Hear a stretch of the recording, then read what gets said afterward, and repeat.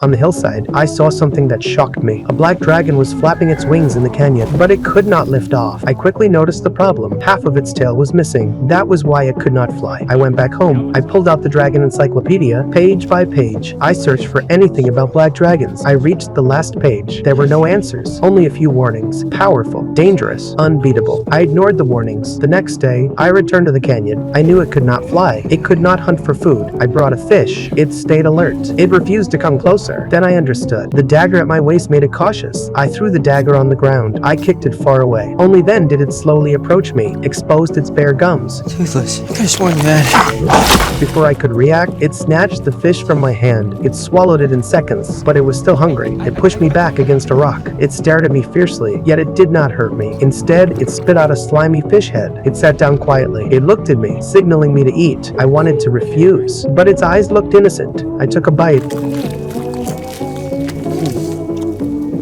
I tried to hold it in my mouth. It made a swallowing motion. I had no choice. I forced myself to swallow. I even managed to smile. It copied my expression. Its smile looked awkward and funny. To get closer, I tried to touch it. It stayed cautious. It moved to the corner of the valley. It released a circle of dragon breath. It surrounded itself for protection. When it fell asleep, I still moved closer. It changed the way it slept. It hung upside down in a crack between rocks. When it woke up, it saw me drawing on the ground. It quietly came behind me. It realized I was drawing it. Suddenly, it seemed inspired. It grabbed a branch with its mouth. It began drawing on the ground. Then it proudly looked at its work. I could not understand what it had drawn. I stepped back to get a better view. By accident, I stepped on its drawing. It bared its teeth at me. Only then did I realize my mistake. As I moved, it kept changing its expressions.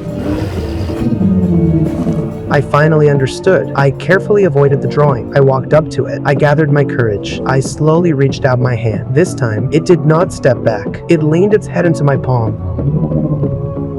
At that moment, between a man and a dragon, trust was born for the first time.